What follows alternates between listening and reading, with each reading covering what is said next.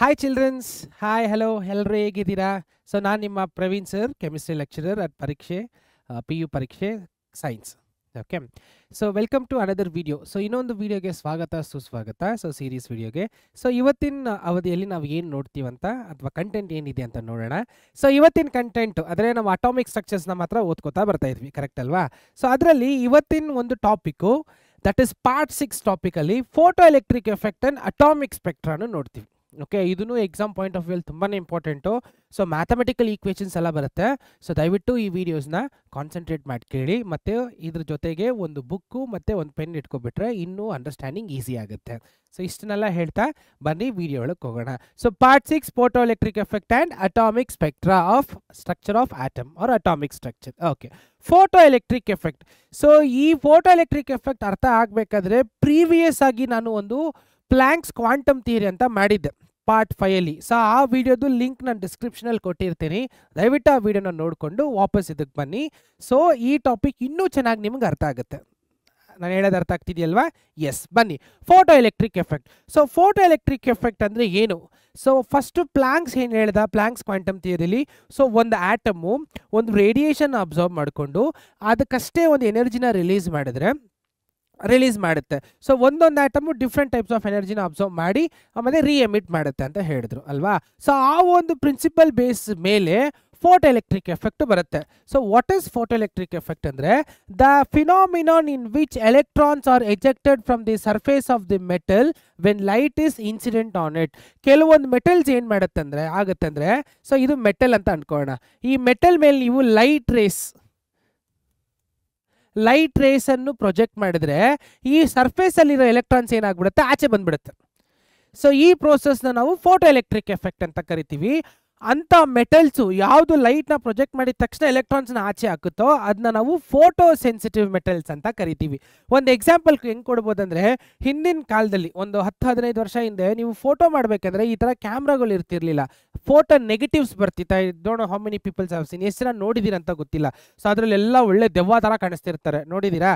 ಅದು is an example of photo sensitive. ಅಂದರೆ light ಬಿದ್ದಿದ ತಕ್ಷಣವೇ ಅದು ಒಂದು ಕಲರೇಷನ್ ಕೊಟ್ಬಿಡುತ್ತೆ. ಅದನ್ನೆಲ್ಲ ಡಾರ್ಕ್ ರೂಮಲ್ಲಿ ಫೋಟೋನ ಡೆವಲಪ್ ಮಾಡ್ತಾರೆ ಆಗಿನ ಕಾಲದಲ್ಲಿ. ಸೊ ಅದು ಒಂದು example for photo sensitive metal. Okay, so experimental ವೇಲ್ ನಾವು ಇದು ನೋಡೋಣ. ಸೊ ಫೋಟೋ ಸೆನ್ಸಿಟಿವ್ ಮೆಟಲ್ ಹೇಗೆ ಫೋಟೋ ಎಲೆಕ್ಟ್ರಿಕ್ ಎಫೆಕ್ಟ್ ಅನ್ನು ತೋರಿಸುತ್ತೆ. So this is a closed, ಅಂದರೆ ಇದು ಕ್ಲೋಸ್ಡ್ ಗ್ಲಾಸ್ ಕಂಟೈನರ್. ಇದ್ರ ಒಳಗಡೆ ಒಂದು ಮೆಟಲ್ ಡಿಟೆಕ್ಟರ್, ಎಲೆಕ್ಟ್ರಾನ್ಸ್ ಏನಾದರೂ ಬಂದರೆ ಡಿಟೆಕ್ಟ್ ಮಾಡೋಕ್ಕೆ ಒಂದು ಮೆಟಲ್ ಡಿಟೆಕ್ಟರ್ನ ಇಟ್ಟಿದ್ದಾರೆ. ಈ ಕಡೆ ಒಂದು ಫೋಟೋ ಸೆನ್ಸಿಟಿವ್ ಮೆಟಲ್ನ ಇಟ್ಟಿದ್ದಾರೆ.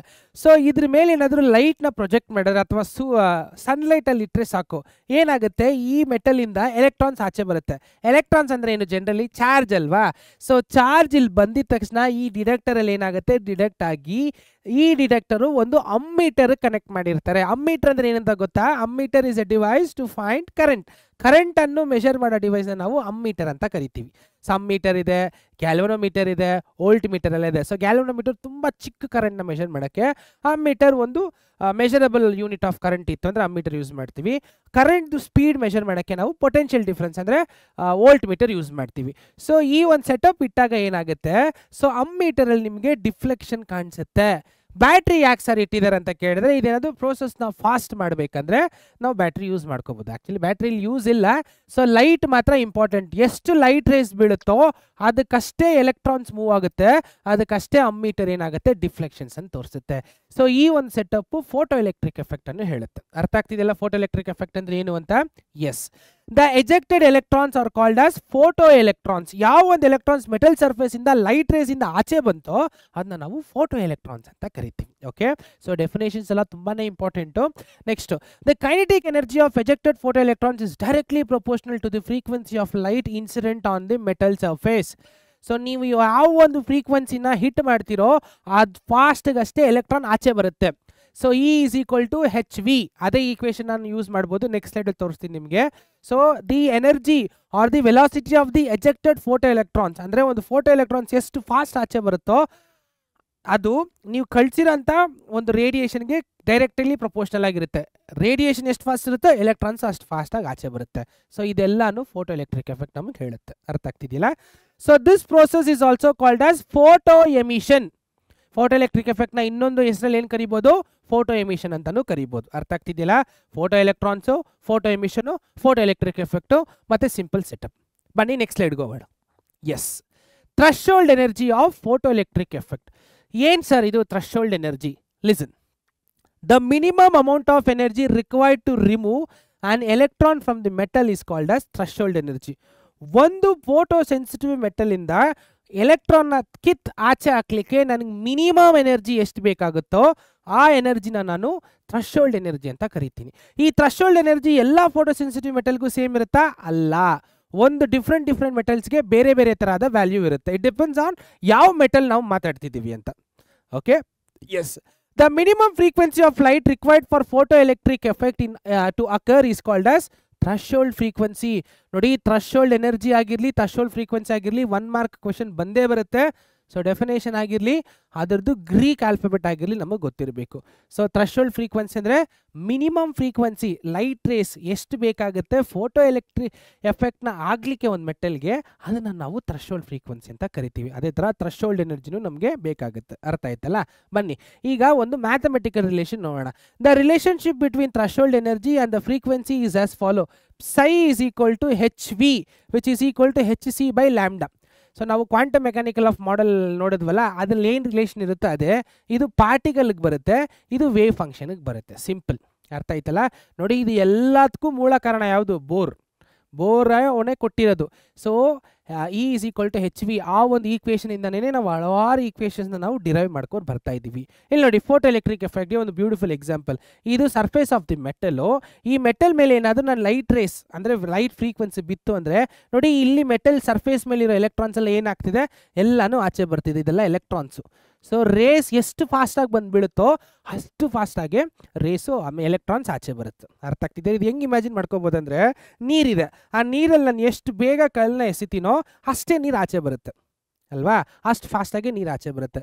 ಆ ಥರ ಫೋಟೋ ಎಲೆಕ್ಟ್ರಿಕ್ ಎಫೆಕ್ಟ್ ಅಂದರೆ. ಕ್ಲಿಯರ್ ಆಯ್ತಲ್ವಾ? ಸೊ ಬನ್ನಿ ನೆಕ್ಸ್ಟ್ ಸ್ಲೈಡ್ಗೆ ಹೋಗೋಣ. ಎಸ್, ಸೊ ಅಷ್ಟು ಫೋಟೋ ಎಲೆಕ್ಟ್ರಿಕ್ ಎಫೆಕ್ಟ್ ಬಗ್ಗೆ. ಈಗ atomic spectra of hydrogen atom ತುಂಬಾ ಇಂಪಾರ್ಟೆಂಟು. ಸೊ ಸ್ಪೆಕ್ಟ್ರಾ ಅಂದರೆ ಏನಂತ ಗೊತ್ತು? ಸ್ಪೆಕ್ಟ್ರಾ ಅಂದರೆ ಇಟ್ಸ್ ಎ ವೈಡ್ ರೇಂಜ್, ಅಂದರೆ ತುಂಬ ಕಲೆಕ್ಷನ್ ಆಫ್ ಫ್ರೀಕ್ವೆನ್ಸಿನ ನಾವು ಏನಂತ ಕರಿತೀವಿ? ಸ್ಪೆಕ್ಟ್ರಾ, ಎಲೆಕ್ಟ್ರೋಮ್ಯಾಗ್ನೆಟಿಕ್ ಸ್ಪೆಕ್ಟ್ರಾ ಅಂತ ಕರಿತೀವಿ. ಈಗ ನಮ್ಮ ಸಿಲೆಬಸಲ್ಲಿ ಏನಿದೆ ಅಂದರೆ, ಒಂದು ಹೈಡ್ರೋಜನ್ ಆಟಮ್ನ ತಗೊಂಡು ಕಂಪ್ಲೀಟ್ ಎನರ್ಜಿ ಅದಕ್ಕೆ ನಾನು ಕೊಟ್ಟರೆ ಏನು ಬರುತ್ತೆ ಆಗುತ್ತೆ, ವಾಪಸ್ ಎಲೆಕ್ಟ್ರಾನ್ ಎಲ್ಲ ಎಕ್ಸೈಟ್ ಆಗಿಬಿಟ್ಟು ನಮಗೆ ವಾಪಸ್ ಸ್ಪೆಕ್ಟ್ರಲ್ ಲೈನ್ಸ್ ಬರುತ್ತೆ ಅಲ್ವಾ? ಸೊ ಅದೇ ಥರ ನಾವು ಇಲ್ಲಿ ತನಕ ಓದ್ಕೊ ಬರ್ತಾ ಇದ್ದಿದ್ದು. ಸೊ ಒಂದು ಆಟಮಲ್ಲಿ ಹಲವಾರು ಎಲೆಕ್ಟ್ರಾನ್ಸ್ ಇರುತ್ತೆ. ನೀವೇನಾದರೂ ಎನರ್ಜಿ ಕೊಟ್ಟರೆ ಎಲೆಕ್ಟ್ರಾನ್ ಒಂದು ಸ್ಟೇಟಿಂದ ಒಂದು ಸ್ಟೇಟಿಗೆ ಜಂಪ್ ಆಗಿ ವಾಪಸ್ ಏನು ಬರುತ್ತೆ, ನಮಗೆ ಎನರ್ಜಿ ವಾಪಸ್ ಬರುತ್ತೆ ಅಲ್ವಾ? ಅದಕ್ಕೆ ನಾವು E is equal to H V, E is equal to H V ಅಂತ ಅದಕ್ಕೆ ತಾನೇ ಕರಿತಾ ಇದ್ದಿದ್ದು. ಎಸ್, ಸೊ ಇವಾಗ ಒಂದು hydrogen atom, the first element in the periodic table, ಅದನ್ನು ತಗೊಂಡು ನಾವು ಒಂದು ಸ್ಪೆಕ್ಟ್ರಲ್ ಫಾರ್ಮ್ಗೆ ಇಟ್ಬಿಟ್ಟು ಅದರಲ್ಲಿ ಯಾವ್ಯಾವ ಥರ ಸ್ಪೆಕ್ಟ್ರಾ ಬರುತ್ತೆ ಅಂತ ಇನ್ ಡೀಟೇಲ್ ಆಗಿ ನಾವು ನೋಡೋಣ. ಬನ್ನಿ. ಎಸ್, ಈಗ ಆ ಒಂದು ಸ್ಪೆಕ್ಟ್ರಾ ಅಂದರೆ ಹೈಡ್ರೋಜನ್ ಸ್ಪೆಕ್ಟ್ರಲ್ಲಿ ನಮಗೆ ಎಕ್ಸೈಟ್ ಮಾಡಿದಾಗ 1 2 3 4 5 ಸ್ಪೆಕ್ಟ್ರಲ್ ಲೈನ್ಸ್ ಬರುತ್ತೆ. ಆ 5 ಸ್ಪೆಕ್ಟ್ರಲ್ ಲೈನ್ಸ್ಗೂ ಒಂದೊಂದು ಹೆಸರಿದೆ. So Lyman series, Balmer series, Paschen series, Brackett series, Pfund series ಮತ್ತು ಹಂಫರ್ ಸೀರೀಸ್ ಅಂತ ಇದೆ. ಅದು ಆ್ಯಕ್ಚುಲಿ ನೆಗ್ಲಿಜಿಬಲ್ಲು. ಸದ್ಯಕ್ಕೆ ಇಷ್ಟು: ಲೈಮನ್, ಬಾಲ್ಮರ್, ಪ್ಯಾಷನ್, ಬ್ಯಾಕಲೈಟ್, ಪೀಫಂಡ್. ಅಂದರೆ ಒಂದೊಂದೇ ಎಕ್ಸ್ಪ್ಲೇನ್ ಮಾಡ್ತೀನಿ, ಕೇಳಿಸ್ಕೊಳ್ಳಿ. Yes, atomic spectra of hydrogen ಅಲ್ಲಿ let me check for Lyman series. So Lyman series ಎಲ್ಲಿಂದ ಎಲ್ಲಿ ಬರುತ್ತೆ? Lower energy level to higher energy level. ನೋಡಿ, lower energy level, for example ಇದೊಂದು ಆಟಮು, ಇದ್ರ ಸುತ್ತ ನಮಗೆ ಡಿಫ್ರೆಂಟ್ ಟೈಪ್ಸ್ ಆಫ್ ಶೆಲ್ಸ್ ಇದೆ, ಕರೆಕ್ಟಾ? ಸೊ ಬೋರ್ ಅದೇ ತಾನೇ ಹೇಳಿದ್ದು ನಮಗೆ, ಕೆ, ಇದು ಕೆ ಆಗಿದ್ರೆ, ಒಂದು ನಿಮಿಷ ಕಲರ್ ಚೇಂಜ್ ಮಾಡ್ಕೋತೀನಿ. ಎಸ್, ಇದು K shell, L shell, M shell, N shell ಅಲ್ವಾ? K L M N shell. So electrons ಒಂದು ಹೈಯರ್ ಎನರ್ಜಿಯಿಂದ ಲೋವರ್ ಎನರ್ಜಿಗೆ ಜಂಪ್ ಆದರೆ ಸ್ಪೆಕ್ಟ್ರಲ್ ಲೈನ್ಸ್ ಬರುತ್ತೆ. ಇವಾಗ ಹೈಡ್ರೋಜನ್ ಸ್ಪೆಕ್ಟ್ರಮಲ್ಲಿ ಲೋವರ್ ಎನರ್ಜಿ 1 ಇಂದ ಇನ್ ಯಾವುದೇ ಎನರ್ಜಿಯಿಂದ ಜಂಪ್ ಆಗಿದ್ರೆ ನೋಡಿ, ಈ ತಿರ್ಗಾ ಫಿಗರ್ನ ನಿಮ್ಗೆ ತೋರಿಸ್ತೀನಿ, ಇಲ್ಲಿ ನೋಡಿ, ಇಲ್ಲಿ ನೋಡಿ. ಸೊ ಲೈಮನ್ ಸೀರೀಸ್ ಆಗಬೇಕಂದ್ರೆ ಯಾವ ಔಟರ್ ಶೆಲ್ಲಿಂದಾನು ಅದು ತೀರಾ ಕಂಪ್ಲೀಟಾಗಿ ಎಲ್ಲಿ ಬರಬೇಕು? ಫಸ್ಟ್ ಶೆಲ್ಗೆ ಬರಬೇಕು. ಲೋವರ್ ಎನರ್ಜಿ ಶೆಲ್ ಬಂತು ಅಂದರೆ ಅಂಥ ಎಲೆಕ್ಟ್ರಾನ್ಸಿಂದ ಬರೋಂಥ ರೇಡಿಯೇಷನ್ ನಾವು ಏನಂತ ಕರಿತೀವಿ? Lyman series. ಅಲ್ಲಿ ಬರೋದೆಲ್ಲನೂ ಅಲ್ಟ್ರಾ ವೈಲೆಟ್ ರೇಸ್, ಅದು ನಮ್ಮ ಕಣ್ಣು ಕಾಣಿಸೋದೇ ಇಲ್ಲ. ಅರ್ಥ ಆಗ್ತಿದೆಯಲ್ಲ? ಎಸ್. ಸೊ ಅದೇ ಥರ ಬಾಲ್ಮರ್ ಸೀರೀಸಿಗೆ ಬರೋಣ. ಬಾಲ್ಮರ್ ಸೀರೀಸಲ್ಲಿ ಆ ರೇಡಿಯೇಷನ್ ಬರಬೇಕಂದ್ರೆ ಎಲೆಕ್ಟ್ರಾನ್ ಎಲ್ಲಿಂದ ಜಂಪ್ ಆಗಬೇಕು? ಎಲ್ಲಿಂದ ಅಂದರೆ ಫಸ್ಟ್ ಪ್ಲೇಸ್ ಇಲ್ಲ, ಫಸ್ಟ್ ಪ್ಲೇಸು ಲೈಮನ್ ಸೀರೀಸ್ ಬಂದ್ಬಿಡುತ್ತೆ. ಬರೋ ಎಲೆಕ್ಟ್ರಾನು ಸೆಕೆಂಡ್ ಜಾಗದಲ್ಲಿ ಕೂತ್ಕೋಬೇಕು, ಅಂದರೆ KL ಜಾಗದಲ್ಲಿ ಕೂತ್ಕೋಬೇಕು. ಎಲ್ಲಿಂದಾದರೂ ಬರ್ಬೋದು ಮೇಲ್ಗಡೆಯಿಂದ, ಎಕ್ಸೈಟೆಡ್ ಸ್ಟೇಟ್ ಮೇಲಿಂದ ಸೆಕೆಂಡ್ ಪ್ಲೇಸಿಗೆ ಬಂತು ಅಂದರೆ ಬಾಲ್ಮರ್ ಸೀರೀಸ್ ಬರುತ್ತೆ. ಸೊ ಅದರದ್ದು ಸ್ಪೆಕ್ಟ್ರಲ್ ರೀಜನು ವಿಸಿಬಲ್ ಲೈಟ್, ನಮ್ಮ ಕಣ್ಣಿಗೆ ಕಾಣಿಸ್ಕೊಳ್ಳೋ ಅಂಥ ಲೈಟ್ ರೇಸ್ ಬರೋದೆಲ್ಲನೂ ಬಾಲ್ಮರ್ ಸೀರೀಸಲ್ಲೇ ಇರುತ್ತೆ. ನಾನು ಹೇಳೋದು ಅರ್ಥ ಆಗ್ತಿದೆಯಲ್ವಾ? ಎಲೆಕ್ಟ್ರಾನ್ಸು ಹೈಯರ್ ಎನರ್ಜಿ ಲೆವೆಲಿಂದ ಲೋವರ್ ಎನರ್ಜಿಗೆ ಬಂದರೆ ಸ್ಪೆಕ್ಟ್ರಲ್ ಸೀರೀಸ್ ಬರುತ್ತೆ. ಆ ಸ್ಪೆಕ್ಟ್ರಲ್ ಸೀರೀಸ್ಗೆ ಒಂದೊಂದು ಹೆಸರಿದೆ. ಇದು ಸ್ಪೆಸಿಫಿಕ್ ಆಗಿ ಹೈಡ್ರೋಜನ್ಗೆ ಮಾತ್ರ ನಾವು ಮಾತಾಡ್ತಾ ಇದ್ದೀವಿ ಆ್ಯಕ್ಚುಲಿ. ಸೊ ಲೈಮನ್ ಆಗಬೇಕಂದ್ರೆ ಎಲೆಕ್ಟ್ರಾನ್ಸ್ ಎಲ್ಲಿಂದನೂ ಲೋವರ್ ಎನರ್ಜಿ ಫಸ್ಟ್ ಶೆಲ್ಗೆ ಬರಬೇಕು. ಬಾಲ್ಮರ್ ಬರಬೇಕಂದ್ರೆ ಎನರ್ಜಿ ಅಪಾರ್ಟ್ ಫ್ರಮ್ 1, 3, 4 ಎಲ್ಲಿಂದಂದ್ರೂ ಸೆಕೆಂಡ್ಗೆ ಬರಬೇಕು. ಸೊ ಫಸ್ಟಲ್ಲಿ ಲೈಮನ್ ಸೀರೀಸಲ್ಲಿ ಅಲ್ಟ್ರಾವೈಲೆಟ್ ರೇಸ್ ಬರುತ್ತೆ, ಬಾಲ್ಮರ್ ಸೀರೀಸಲ್ಲಿ ವಿಸಿಬಲ್ ರೈಟ್ ಅಂದರೆ ವಿಬ್ಗಯರ್ ಒಂದು ರೈನ್ಬೋಲ್ ಏನೇನು ಕಲರ್ಸ್ ಇರುತ್ತೋ ಅದೆಲ್ಲ ನಮ್ಮ ಕಣ್ಣು ಕಾಣಿಸುತ್ತೆ ಅಲ್ವಾ. ಬನ್ನಿ ನೆಕ್ಸ್ಟ್ಗೆ ಹೋಗೋಣ. ಸೊ ನೆಕ್ಸ್ಟು ಪ್ಯಾಷನ್ ಸೀರೀಸ್ ಅಂದರೆ third excited level. First KL ಆಯಿತು.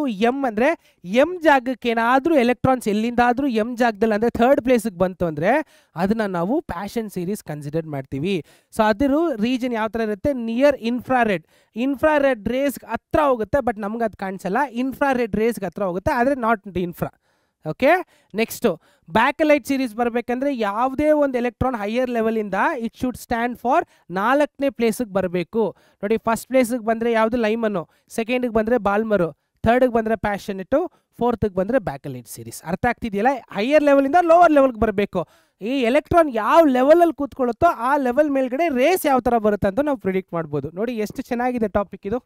ಎಸ್, ನೋಡೋಣ next P fund series. So P fund ಅಂದರೆ ಎಲೆಕ್ಟ್ರಾನ್ ಹೈಯರ್ ಲೆವೆಲಲ್ಲಿ ಯಾವ ಲೆವೆಲ್ ಬಂದು ಕೂತ್ಕೋಬೇಕು?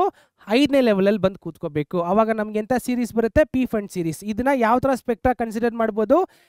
ಫಾರ್ ಇನ್ಫ್ರಾರ್ನ ದಾಟಿ ಯಾವ ಒಂದು ರೇಡಿಯೇಷನ್ಸ್ ಇರುತ್ತೆ ಅಂದರೆ ಇನ್ಫ್ರಾರೆಡ್ ದಾಟಿದ್ರೆ ನಮಗೆ ಗಾಮಾ ಬರುತ್ತೆ, ಗಾಮಾ ರೇಡಿಯೇಷನ್ ಹತ್ರ ಬರುತ್ತೆ.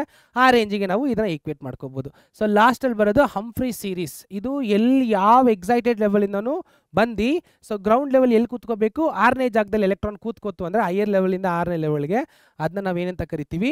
ಸೊ ಹಂಫ್ರಿ ಸೀರೀಸ್ ಅಂತ ಕರಿತೀವಿ. ಅದರದ್ದು ಸ್ಪೆಕ್ಟ್ರಲ್ ರೀಜನು ಫಾರ್ ಇನ್ಫ್ರಾ ಅಂದರೆ ಗಾಮಾ ರೇಸ್ ಹೊಟ್ಟೋಗುತ್ತೆ. ಸೊ ನಮಗೆ ಕಾಣುವಂಥ ಸ್ಪೆಕ್ಟ್ರಲ್ ಲೆನ್ಸ್ ಯಾವುದು? Balmer series. ಅದು ಎಲ್ಲಿಂದ ಬಂದು ಕೂತ್ಕೋಬೇಕು? Electron from any higher level to second ಪ್ಲೇಸಲ್ಲಿ ಬಂದು ಕೂತ್ಕೋಬೇಕು. ಅರ್ಥ ಆಗ್ತಿದೆಯಲ್ಲ? ಸೊ ಇದು ನಿಮ್ಗೆ ಇನ್ನೂ ಅರ್ಥ ಆಗಿಲ್ಲ ಅಂದರೆ ಈ ವಿಡಿಯೋನ ಇನ್ನೂ ಒಂಚೂರು ರಿವೈಂಡ್ ಮಾಡಿಕೊಂಡು ಇದು ಕೇಳಿಸ್ಕೊಳ್ಳಿ, ತುಂಬಾ ಇಂಪಾರ್ಟೆಂಟು. ಅರ್ಥ ಆಗ್ತಿದೆಯಲ್ಲ? Yes, will move on to atomic spectra of hydrogen in mathematical term. So ಈ ಒಂದು ವೇವ್ ಲೆಂತ್ನ ನಾವು ನ್ಯೂಮರಿಕಲ್ ಆಗು ಕ್ಯಾಲ್ಕುಲೇಟ್ ಮಾಡ್ಬೋದು. ಹೆಂಗೆ ಸರ್ ಅಂದರೆ ಅದು ಬೈ ಯೂಸಿಂಗ್ ರಿಡ್ಬರ್ಗ್ ಈಕ್ವೇಷನ್. ಸೊ ರಿಡ್ಬರ್ಗ್ ಅನ್ನೋನು ಏನು ಮಾಡ್ತಾನೆ? ಈ ಸ್ಪೆಕ್ಟ್ರಲ್ ಲೈನ್ಸ್ ಇದೆ ಗೊತ್ತಾ, ವೇವ್ಸ್ ಆ್ಯಕ್ಚುಲಿ, ಇದನ್ನು ನೀವು ಕ್ಯಾಲ್ಕುಲೇಟ್ ಮಾಡ್ಬೋದು using this spectral equation. For example, ಇವಾಗ ಕ್ಯಾಲ್ಕುಲೇಟ್ ಫಾರ್ ಲೈಮನ್ ಸೀರೀಸ್ ಅಂತ ಇದೆ. ಲೈಮನ್ ಸೀರೀಸಲ್ಲಿ n = ಏನು? ಯಾವ ಸಬ್ಶೆಲ್ಲಲ್ಲಿ ಬರುತ್ತೆ? ಅವಾಗ n = 1 ತಾನೇ ಬರೋದು. ಹಾಂ, ಇವಾಗ ಎಕ್ಸೈಟೆಡ್ ಲೆವೆಲ್ ಎಲೆಕ್ಟ್ರಾನ್ಸ್ ಎಲ್ಲಿಂದ ಬಂದು ಕೂತ್ಕೋಬೇಕು? ಎಲೆಕ್ಟ್ರಾನ್ಸ್ ಇವಾಗ ಫಾರ್ ಎಕ್ಸಾಂಪಲ್ ಹಿಂಗೆ ಅರ್ಥ ಮಾಡ್ಕೊಳ್ಳೋಣ. ಇಲ್ಲಿ ನೋಡಿ, ಒಂದು ಆಟಮ್ ಇದೆ. ಈ ಆಟಮಲ್ಲಿ ಇಲ್ಲಿ ನೋಡಿ, ಇದು N1 ಅಂತ ಅನ್ಕೋತೀನಿ, ಇದು N2 ಅಂತ ಅನ್ಕೋತೀನಿ. ಓಕೆ, ಇಲ್ಲಿಂದ ಏನಾಯಿತು? ಎಲೆಕ್ಟ್ರಾನ್ ಇಲ್ಲಿ ಬಂತು. ಸೊ ಅದಕ್ಕೆ ರೇಡಿಯೇಷನ್ ಆಚೆ ಬಂತು. ಸೊ ನಾನು N1ನ 1 ಅಂತ ತಗೋತೀನಿ, N2ನ 2 ಅಂತ ತಗೋತೀನಿ. ಓಕೆ, ಸೆಕೆಂಡ್ ಪ್ಲೇಸಿಂದ ಫಸ್ಟ್ ಪ್ಲೇಸಿಗೆ ಬಂತು. ಅದ್ರದ್ದು ಸ್ಪೆಕ್ಟ್ರಲ್ ಲೈನ್ಸ್ ಹೆಂಗಿದೆ ಅಂತ ಕ್ಯಾಲ್ಕುಲೇಟ್ ಮಾಡೋಣ. ಇಲ್ಲಿ ನೋಡಿ, ಸೊ ಫಾರ್ಮುಲಾ ಇದೆ, ಫಾರ್ಮುಲಾಗೆ ಸಬ್ಸ್ಟಿಟ್ಯೂಟ್ ಮಾಡ್ತೀನಿ. So R(1/n² N1² - 1/n2². So N1 = ಎಷ್ಟು? 1, N2 = ಎಷ್ಟು? 2. ಸಬ್ಸ್ಟಿಟ್ಯೂಟ್ ಮಾಡ್ತೀನಿ. ಸೊ ರಿಡ್ಬರ್ಗ್ ಕಾನ್ಸ್ಟೆಂಟ್ ಕೂಡ ಇದೆ. ಸೊ 1.09 × 10⁻⁷ ಮೀಟರ್ ಅಂತ ಇದೆ. ಇದಕ್ಕೆ ಕ್ಯಾಲ್ಕುಲೇಷನ್ ಮಾಡೋಣ. ಸೊ 1/1² - 1/2². ಕರೆಕ್ಟ್ ಅಲ್ವಾ? ಸಬ್ಸ್ಟಿಟ್ಯೂಟ್ ಮಾಡಿದ್ದೀನಿ. ಈ 1, 2 ಹೆಂಗೆ ಬಂತು ಅಂದರೆ ಫಸ್ಟ್ ಎನರ್ಜಿ ಲೆವೆಲ್ಗೆ 1, ಸೆಕೆಂಡ್ ಎನರ್ಜಿ ಲೆವೆಲ್ಗೆ 2. ಸೊ ಫರ್ದರ್ ನಾವು ಸಾಲ್ವ್ ಮಾಡಿದ್ರೆ ಇದನ್ನು, ಸೊ ಏನಾಗುತ್ತೆ? 1.09 ಆಸ್ ಇಟ್ ಇಸ್ ಇಂಟು 10⁻⁷, ಸಾರಿ ನನ್ನ ಹ್ಯಾಂಡ್ರೈಟಿಂಗ್ ಒಂಚೂರು ಕೆಡದಾಗಿದೆ, ಅಡ್ಜಸ್ಟ್ ಮಾಡ್ಕೊಳ್ಳಿ, -1 ಇಂಟು 1/1² ಅಂದರೆ 1, ಕರೆಕ್ಟಾ? -1 / 2, 2 = 4. ಸೊ ಈ ಬ್ರ್ಯಾಕೆಟಲ್ಲಿ ಇರೋದನ್ನ ಸಾಲ್ವ್ ಮಾಡ್ಕೋತೀನಿ ಫಸ್ಟ್ ನಾನು. ಸೊ ಈ ನಂಬರ್ಸ್ ನಂಗೆ ಇಟ್ಕೋತೀನಿ. 1.09 ಇಂಟು 10⁻⁷. ಇಲ್ಲಿ ನೋಡಿ, ಕ್ರಾಸ್ ಮಲ್ಟಿಪ್ಲೈ ಮಾಡೋಣ. 4 1s are 4, 4 - 1 3, 3/4 ಬರುತ್ತಾ? ಇಂಟು 3/4. ಸೊ ಇದನ್ನ ಸಾಲ್ವ್ ಮಾಡಿದ್ರೆ ಸೊ ಆಲ್ಮೋಸ್ಟ್ ಆನ್ಸರ್ ನಿಮಗೆ 3/4 into 1.09 into 10⁻7 meters. So this is the wavelength of Lyman series which is jumping. ಅಂದರೆ ಸೆಕೆಂಡ್ ಲೆವೆಲಿಂದ ಫಸ್ಟ್ ಲೆವೆಲ್ಗೆ ಜಂಪ್ ಆದರೆ ಈ ಥರ ನೀವು ಯಾವುದಕ್ಕೆ ಬೇಕಾದರೂ ಕ್ಯಾಲ್ಕುಲೇಟ್ ಮಾಡ್ಕೋಬೋದು. ಅರ್ಥ ಆಗ್ತಿದೆಯಲ್ಲ? ಎಸ್, ಮುಂದೆ ಹೋಗೋಣ ಬನ್ನಿ. ಎಸ್, ಸೊ ಇವತ್ತಿನ ವಿಡಿಯೋಗೆ ಅಷ್ಟೇ. ಹೈಡ್ರೋಜನ್ ಸ್ಪೆಕ್ಟ್ರಲ್ಲಿ Lyman, Balmer, Paschen, Brackett, Pfund ಮತ್ತು ಹಂಫ್ರಿ ಸೀರೀಸು ಇದೆಲ್ಲನೂ ನಾವು ರಿಗ್ಬರ್ಡ್ ಈಕ್ವೇಷನ್ಸ್ ಇಟ್ಕೊಂಡು ಕ್ಯಾಲ್ಕುಲೇಟ್ ಮಾಡ್ಬೋದಲ್ವಾ. ಸೊ ಮುಂದೆ ಬರುವಂಥ ವಿಡಿಯೋದಲ್ಲಿ we are going to learn ನಾವು de Broglie's relation and Heisenberg's uncertainty principle. ತುಂಬಾ ಇಂಪಾರ್ಟೆಂಟು ಮತ್ತು ವೆರಿ ಇಂಟ್ರೆಸ್ಟಿಂಗ್ ಕಾನ್ಸೆಪ್ಟು. ಇದು ಮುಂದೆ ಬರುವ ವಿಡಿಯೋದಲ್ಲಿ ನೋಡೋಣ. ಸೊ ಇವತ್ತಿನ ವಿಡಿಯೋ ಏನಾದರೂ ಇಷ್ಟ ಆಗಿದ್ರೆ ದಯವಿಟ್ಟು ಕಮೆಂಟ್ ಮಾಡಿ. ಸೊ ಈ ವಿಡಿಯೋ ನನ್ನ ಪ್ರಕಾರ ಒಂದು ಇದ್ರಲ್ಲಿ ನಿಮ್ಗೆ ಅರ್ಥ ಆಗಲ್ಲ ಅನ್ಕೋತೀನಿ. ಅರ್ಥ ಆಗಿಲ್ಲ ಅಂದರೆ ದಯವಿಟ್ಟು ರಿವೈಂಡ್ ಮಾಡ್ಕೊಂಡು ತಿರ್ಗಾ ನೋಡಿ ಪ್ರಾಕ್ಟೀಸ್ ಮಾಡ್ಕೊಳ್ಳಿ. ಎಕ್ಸಾಮ್ ಪಾಯಿಂಟ್ ಆಫ್ ವ್ಯೂಲ್ಲಿ ತುಂಬಾ ಇಂಪಾರ್ಟೆಂಟು. KCET ಸುಮಾರು ಕ್ವಶನ್ಸ್ ಇದರಿಂದ ಬಂದಿದೆ. ಸೊ ಬರುವಂಥ ಟಾಪಿಕ್ ನೋಡೋಣ. ಸೊ ಇವತ್ತಿನ ಅವಧಿ ಮುಗೀತು. So thank you so much. ನಾವೆಲ್ಲರೂ ನೆಕ್ಸ್ಟ್ ವಿಡಿಯೋದಲ್ಲಿ ಭೇಟಿಯಾಗೋಣ. ಅಲ್ಲಿ ತನಕ ಟೇಕ್ ಕೇರ್, ಬಾಯ್ ಬಾಯ್.